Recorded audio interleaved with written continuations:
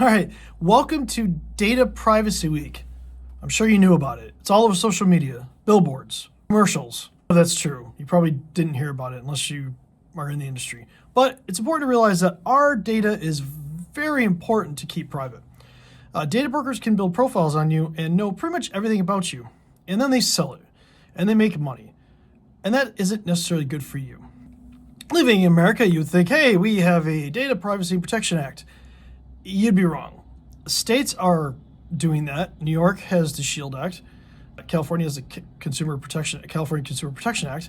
But we do not have one nationally. Now, the American Data Privacy and Protection Act has been sitting in Congress, the U.S. House specifically, since June of 2022.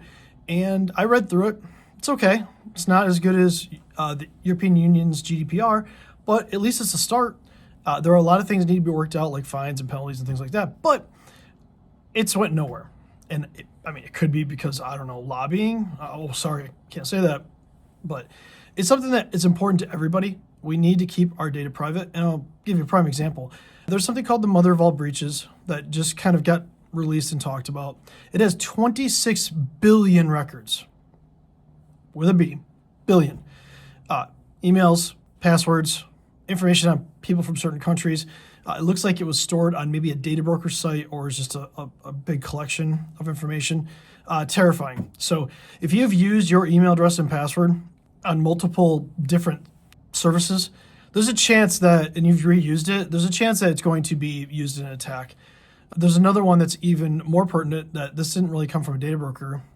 It kind of came from a data broker, but it's called Nas.api. And this one's really bad. Have I Been Pwned is where you can go and search for your email address, see if you've been on a breach site, right? Well, this Nas leak led to 71 million people being affected. But the weird thing about this is about 24 million of them were brand new. They'd never been seen in any other data breach.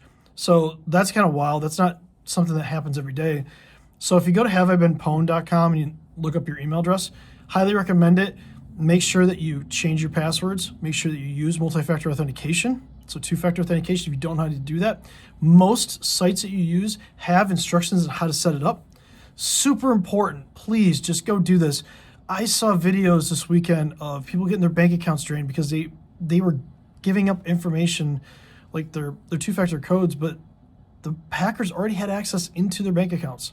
Terrible. You don't want to lose what you've worked so hard to get. So again, it's Data Privacy Week. Enjoy it. Next week is National Change Your Password Day on February 1st. We'll talk about that. You should probably do that now if you're one of these leaks.